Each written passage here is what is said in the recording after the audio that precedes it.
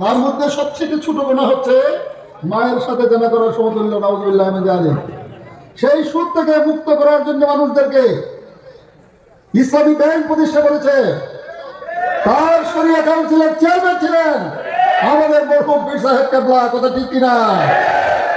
সম্মানিত ভাইরা, শুধু তাই নয়, আজকে শুধু বাংলাদেশে নয়, আন্তর্জাতিক পর্যায়ে বিখ্যাত একটি বিশ্ববিদ্যালয়, যেটাকে বলা হয় আন্তর্জাতিক ইসলামী বিশ্ববিদ্যালয় চট্টগ্রাম, আপনারা সকলে আইআইইউসি হিসাবে ছিলেন। এই আইআইইউসি আমরাই স্বপ্নদ্রষ্টা।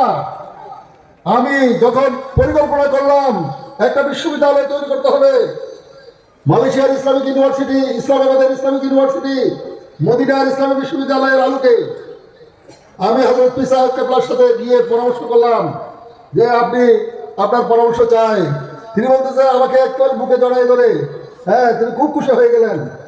আলহামদুলিল্লাহ, আমরা একটা প্রোগ্রাম করে বাংলাদেশের বিশেষ করে চট্টগ্রামের নাম করা ব্যক্তিত্ব সবাইকে হাজির করে পীর সাহেব কেবলাকে আমরা চেয়ারম্যান বানিয়ে আমরা বিশ্ববিদ্যালয়ের কাজ শুরু করেছি। এই বিশ্ববিদ্যালয় আজকে যে হাজার হাজার আলেম উলামা তৈরি করে দিয়েছেন, ইসলামিক স্কলার তৈরি করে দিয়েছেন, এই বিশ্ববিদ্যালয়ের সূত্রপাত করেছেন আমাদের মরহুম পীর সাহেব কেবলা। আল্লাহ রাব্বুল আলামিন তার এই কবুল করুক, এই পরিশ্রম কবুল করুক। এই 2 দিন পরে 3 দিন পর পরে আমাকে ডাক্তার, আমি ছিলাম সেক্রেটারি, ডেকে পরামর্শ করে আমরা কাজকর্ম করতাম। আরো বিশ্বে বড় বড় স্কলার যারা, মন্ত্রী যারা, তাদেরকে এনে আমরা প্রোগ্রাম করতাম। পীর সাহেব কেবলার সভাপতিত্বে আমরা প্রোগ্রাম করেছি, সম্মেলন করেছি। সম্মানিত ভাইরা, শুধু তাই নয়, আপনারা জানেন আল্লামা দেলোয়ার হোসেন সাঈদীর যে মাহফিল তাফসীরুল কুরআন আমরা করি, প্রথমে আমরা করেছি মিউনিসিপাল স্কুলের সামনে মাঠে, তারপর কলেজ গেটের সামনে, এরপরে প্যারেড ময়দানে আমরা করেছি।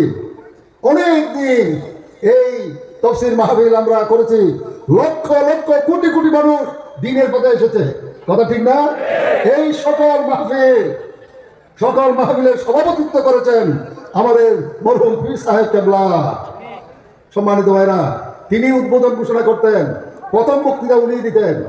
সম্মানিত ভাইরা, শুধু কি তাই, তিনি যে তরিকতের প্রশিক্ষণ, যে তরিকতে ছিলেন, সেই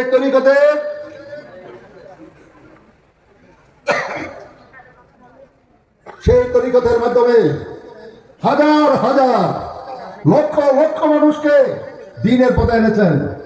আমরা জানি আল উলামা ওয়ারাসাতুল আম্বিয়া, আলেমরা হচ্ছে নবীদের ওয়ারিস।